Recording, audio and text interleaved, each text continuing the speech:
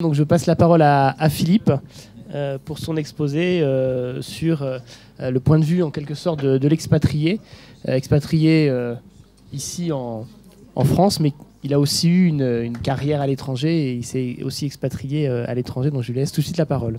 À vous Philippe. Merci. Alors le fait de savoir qu'il n'y a pas de pause, ça m'enlève déjà une pression, puisqu'au moins ça me laisse un peu plus de temps et d'espace pour discuter. Alors vous allez voir dans ce que je vais vous présenter qu'il y a un grand nombre de choses finalement qui recouvrent ce qui a été dit par les deux personnes à mes côtés, parce qu'effectivement on partage les mêmes expériences, même si elles sont dans des espaces-temps qui peuvent être différents. Juste pour vous situer mon expérience, j'ai été localisé dans 4 pays différents et j'ai travaillé aussi, vous allez voir qu'il y a différentes manières de s'expatrier finalement, j'ai travaillé dans plus de 40 pays. Quand on compte tous les pays avec lesquels j'ai eu des contacts professionnels, dans lesquels j'ai été dans ces dernières années. Alors, j'avais repris quelques chiffres aussi au départ pour vous situer un petit peu finalement l'expatriation et ce que ça voulait dire en France. Des chiffres qui sont cohérents avec ce qui ont été montrés, qui ne sont pas exactement les mêmes. 1 600 000 Français qui sont inscrits comme vivant hors de France, un chiffre qui est en croissance de 4% par an.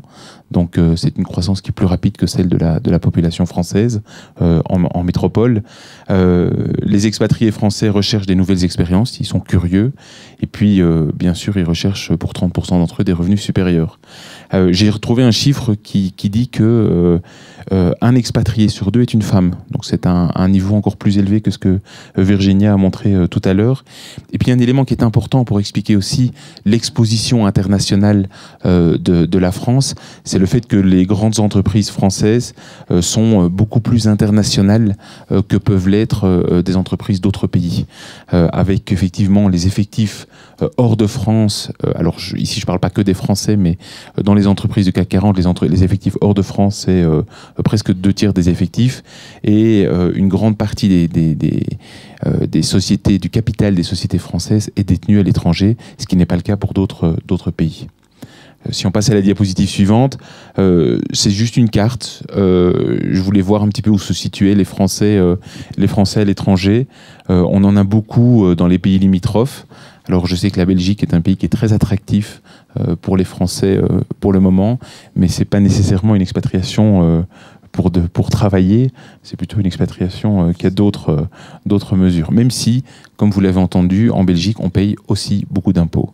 Et puis beaucoup d'expatriations en Amérique du Nord et la Chine, avec un peu plus de 30 000 Français et un contingent qui est en croissance régulière, j'imagine. Effectivement. Oui. Si on passe à la diapositive suivante, finalement je me suis posé la question de savoir mais pourquoi les Français s'expatrient-ils, puisque je ne vais pas être arrogant, mais la France est un des plus beaux pays du monde, en tout cas c'est un Belge qui vous le dit. Pourquoi les Français s'expatrient-ils? Parce qu'ils n'ont pas le choix. Parce qu'en France, il n'y a pas de croissance, parce que si on veut, la croissance, elle se trouve ailleurs, dans les pays comme la Chine, on vient d'en parler, l'Inde, le Brésil. Ils s'expatrient parce qu'il y a une fiscalité qui peut être plus intéressante pour un certain nombre de revenus à l'étranger, même si pour un Belge qui vit des revenus de son travail, la France peut être un paradis fiscal. Je vous l'expliquerai à une autre occasion si vous le souhaitez. Après, effectivement, les opportunités, on l'a dit, elles se situent ailleurs. Et puis, il y a aussi un phénomène important, c'est le déplacement des centres de décision. On se rend compte que dans les multinationales, dans les grandes multinationales, les centres de décision ont tendance à se délocaliser. Et donc, il y a inévitablement un certain nombre de personnes qui doivent suivre par rapport à ça. Et puis, on travaille aussi d'une nouvelle manière, c'est-à-dire qu'on travaille beaucoup plus par mission et par projet, de manière beaucoup plus transversale. C'est ce qu'on nous expliquait auparavant, et ça induit aussi beaucoup plus de mouvements que ce qu'on pouvait avoir. Si on passe à la diapositive suivante, ça c'est un point intéressant, c'est que la mobilité internationale, l'expatriation, elle ne recouvre pas une seule et même réalité.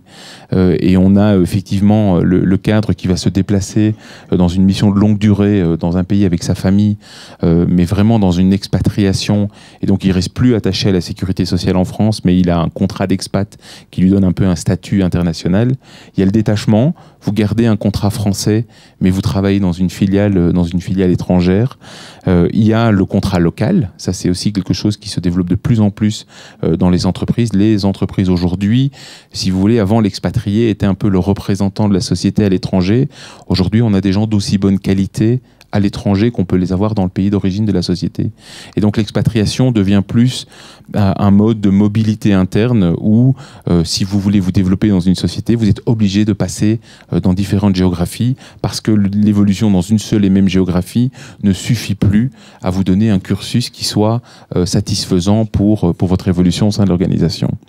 Alors il y a des choses qu'on voit aussi qui sont plus brutales et je m'étais dit à un moment, je vais titrer mon exposé sur le fait élite, enfin les élites de la mondialisation ou l'esclavage de la mondialisation. Parce que les gens qui font du commuting régulier entre deux pays, donc qui vont travailler 15 jours par mois dans un autre pays puis qui reviennent en France, on en voit pas mal. Alors effectivement, après, ils ont des avantages, hein, ils ont beaucoup de miles, ils ont toujours les belles chambres dans les hôtels, mais quand vous êtes 2 ou 3 semaines par mois en voyage et vous vivez de votre valise, ça n'est pas toujours évident. Après, il y a encore ceux qui bougent de manière beaucoup plus régulière, qui font des allers-retours dans la journée ou dans la semaine. Ça m'est arrivé pendant quelques années d'avoir cette mobilité court terme, j'allais dire continuelle, où je partais 4 jours par semaine. Tous les lundis, je prenais le même avion et je rentrais le jeudi soir par le même avion. Donc c'était assez intéressant parce que vous finissez par connaître les équipages de la compagnie aérienne, mais ça vous apporte pas grand-chose d'autre. Et puis, il y a effectivement la nomadisation, qui est ces gens qui peuvent aller travailler de manière très spontanée dans différents endroits ou qui peuvent aussi travailler à distance. C'est-à-dire qu'on commence à voir, et ça, Virginie l'expliquait, des équipes virtuelles qui sont réellement internationales et qui ne se voient, pour ainsi dire, jamais. Et donc on peut se retrouver dans des groupes projets. C'est mon cas au niveau de la société qui m'emploie. Je suis dans un groupe projet au niveau global avec des gens que je n'ai jamais vus et si je pousse le bouchon un peu loin, que je ne verrai probablement jamais. Mais on travaille ensemble et on s'entend bien et on produit des résultats. Si on avance, alors la question suivante que je me suis posée, c'est finalement de se dire, bon, pourquoi on s'expatrie? On peut s'expatrier de différentes façons. Et puis finalement, quand on regarde en France, est-on bien préparé à l'expatriation? Est-on bien préparé à cet échange? Alors là, il y a une partie de mon tropisme culturel, de comment je vois aussi les Français, et puis aussi de différentes choses que j'ai lues. La compétence linguistique reste un problème majeur en France. La connaissance des langues étrangères, et quand je dis la connaissance, c'est pas nécessairement connaître la base pour se débrouiller dans un pays, mais c'est vraiment pouvoir échanger des idées et des réflexions dans une langue étrangère reste un problème au niveau français, avec aujourd'hui seulement 21% des cadres qui ont une vraie connaissance qui leur permet une mobilité dans une langue. Et c'est pas évident. Ayant travaillé aux États-Unis, je peux vous dire que quand vous êtes dans une réunion avec des gens, des Américains, enfin du sud de l'Amérique, j'allais dire des Américains du sud, mais des Américains du sud de l'Amérique qui ont des accents très forts, des rednecks et qui vous parlent avec des accents et qu'on parle d'un processus industriel, c'est pas toujours évident. Il faut vraiment avoir une très très bonne maîtrise de la langue. La capacité à évoluer et à manager dans un environnement multiculturel, c'est tout sauf simple. Et ça, je l'ai aussi vécu dans certains pays. On fait très vite des erreurs. On fait très vite des petites fautes de compréhension. C'est ce que Virginie nous expliquait. On fait très vite des petites erreurs de compréhension qui après vous demandent de ramer pendant pas mal de temps pour essayer de les récupérer. Parce que finalement, vous n'avez pas pris le temps en amont de bien comprendre la culture des gens qui voyagent. Moi, j'ai l'exemple d'un ami qui a monté une usine d'acide lactique en Chine. Et la première fois qu'il est arrivé en Chine, la première question qu'on lui a posée, que lui ont posé les gens avec qui il négociait, c'est quand était son avion pour son retour. Et il a fait l'erreur de leur dire. Et en fait, il était là pendant une semaine et les 4 premiers jours, il ne s'est rien passé. Donc on l'a baladé à gauche, à droite, il allait voir des choses, c'était très bien. Et puis le 5e jour, ils ont commencé à négocier. Évidemment, lui n'était pas à l'aise parce que le 5e jour, il prenait l'avion pour rentrer. Et donc en fait, ils ont réussi à obtenir de lui tout ce dont qu'ils avaient envie, parce qu'ils savaient qu'il avait un deadline, qu'il devait rentrer, et donc ils ont facilité leur négociation. Ça, c'est voilà, des petites choses comme ça qui sont très intéressantes. Alors, la mobilité internationale, c'est vrai qu'elle est parfois aussi dans les entreprises, je vous l'expliquais un peu en amont, intégrée par les ressources humaines dans les parcours qualifiants. C'est-à-dire qu'effectivement, il faut s'expatrier pour pouvoir grandir au sein de l'organisation. J'ai un cousin qui est pour le moment aux Philippines, et avec 6 enfants, c'est pas simple de se retrouver retrouver là-bas. Mais ça fait partie de son parcours et je veux dire qu'il n'a pas eu le choix, en tout cas s'il veut continuer à progresser dans l'organisation. Après la préparation à l'internationalisation des élites, il y a beaucoup de choses qui se font. Il y a beaucoup de choses qui sont ouvertes pour justement pouvoir préparer au mieux les échanges internationaux qu'on peut avoir. Et puis le dernier point, on va en reparler après, c'est que les grandes écoles françaises ne sont pas suffisamment visibles au niveau international. Et si vous passez sur la slide suivante, le titre est un petit peu provoque, mais l'école des mines pour un étranger ou pour un Américain, en gros, ça veut rien dire. Et donc si on garde ce niveau de visibilité, on se dit que finalement, il y a une école pour apprendre à être mineur en France. Et c'est pas inintéressant. J'ai mis les classements des institutions au niveau international. Le premier, c'est le classement de Shanghai. Donc ça aussi, c'est un classement qui n'existait pas il y a 5 ou 6 ans et qui maintenant devient la référence de la classification des écoles au niveau international. Et que ce soit le classement de Shanghai ou celui du Times, on voit en fait qu'il y a toujours un fort tropisme anglo-saxon dans les écoles qui dominent. Et donc on regarde effectivement, c'est la Ivy League américaine et les 2 grosses universités britanniques très connues qui dominent le classement, et les écoles françaises arrivent quand même relativement loin par rapport à la position relative de la France dans le monde. Les écoles françaises sont relativement mal classées dans le sérail international. Si vous passez sur la slide suivante, les modes de vie. Finalement, les gens qui s'expatrient, ce sont des gens qui aiment prendre des risques. Il faut pas avoir peur de se remettre en question quand vous décidez de bouger toute votre famille à plusieurs milliers de kilomètres de chez vous, ou même à 350 kilomètres, parce que paradoxalement, passer de Bruxelles à Paris, c'est pas toujours évident. Il y a quand même beaucoup de changements et la culture française n'est pas toujours facile à comprendre quand on vient de l'étranger, même d'un pays aussi proche que la Belgique. À l'inverse, je pense que quand on quitte Paris pour aller à Nechin, il y a aussi une adaptation culturelle qui ne va pas être évidente, si vous voyez ce que je veux dire. Alors effectivement, l'expression les SBGC, donc c'est sans base géographique et culturelle, c'est un petit peu finalement ce citoyen du monde qui est partout et nulle part à la fois, qui est très... qui finalement n'a plus d'attache fixe à un endroit bien déterminé. Et je vous raconte juste une anecdote pour le plaisir, c'est celle de mes enfants qui ont vécu en Belgique, en France et aux États-Unis. Et il y a 1 an de ça, il y avait des matchs amicaux de football. Il y avait sur 2 semaines consécutives, il y avait un France-Belgique et un France-États-Unis. Et donc je leur ai posé la question et je leur ai dit, mais qui vous allez supporter ? Eh bien, j'ai pas encore de réponse. Parce qu'ils ont eu beaucoup de mal, parce que France-Belgique, ils ont dit, mais on est belge, mais on vit en France, et France-États-Unis, mais on a vécu aux États-Unis, on aime bien les États-Unis, mais aujourd'hui, on habite en France. Donc, quelque part, je me suis rendu compte par ça que citoyen du monde, c'est bien, mais quand on se déculture, on perd aussi des racines. Et je crois que l'enracinement reste malgré tout quelque chose d'important dans les valeurs qu'on doit donner et qu'on doit avoir. Effectivement, créateur. Pas mal de gens qui s'expatrient sont des gens qui vont créer des sociétés à l'étranger. Il y a vraiment cette dynamique, on le voit fortement en Chine et en Inde aussi, beaucoup de créateurs d'entreprises.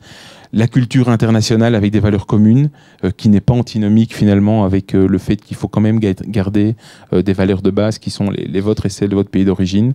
L'innovation. Et puis je vous parlais du monde élitiste et protégé.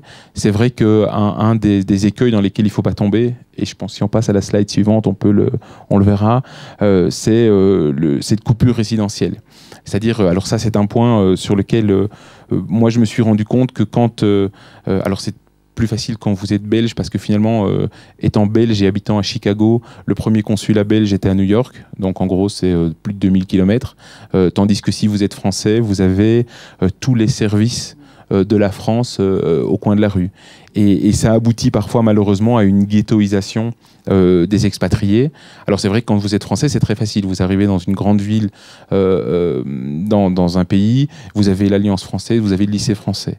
Et donc il se crée un club qui parfois n'incite pas nécessairement à l'ouverture.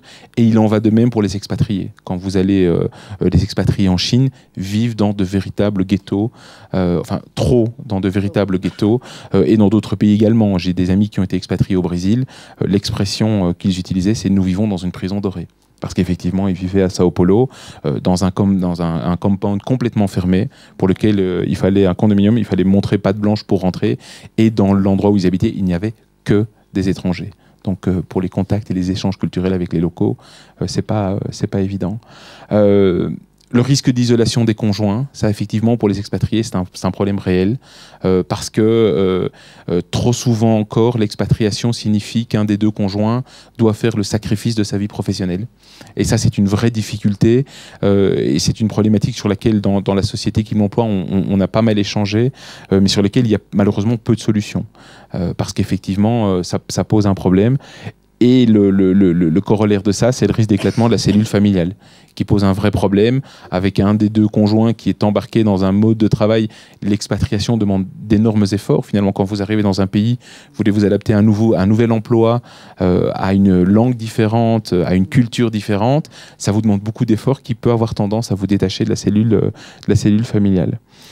Alors, effectivement, il y a le corollaire, on peut avoir la ghettoisation, mais le contraire, ça peut être finalement arriver avec des valeurs communes, tout à fait standardisées, qui n'a pas eu ce phénomène finalement aujourd'hui de plus en plus quand vous arrivez dans une grande ville, d'avoir l'impression quasiment de ne pas avoir changé d'endroit.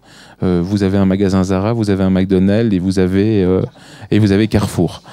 Et donc c'est la notion effectivement de village mondial qui moi personnellement me dérange, parce que quand je vais ailleurs, j'aime bien être ailleurs. Voilà. Et puis effectivement, les retours sont parfois difficiles parce que les retours ne sont pas nécessairement préparés. J'ai l'exemple assez difficile d'un ami qui était au Japon au moment du tremblement de terre.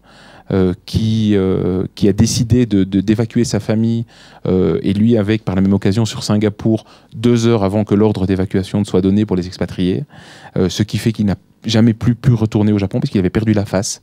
Donc les Japonais, le management japonais, il était à la Société Générale, n'a pas pu l'accepter, et donc il a dû vraiment du jour au lendemain ramener toute sa famille en France, et c'est extrêmement compliqué à gérer quand le retour n'est pas bien préparé.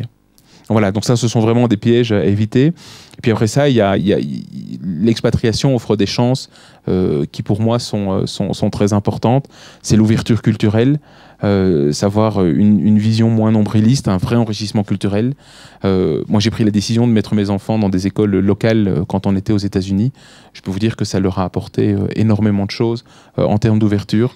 Le plurilinguisme, ça c'est clair, les réseaux dans le monde entier, la scolarisation internationale quand elle n'est pas dans une école internationale, parce que là on a tendance à rentrer dans des modèles trop fermés à mon avis, et puis effectivement on peut valoriser cette expérience internationale.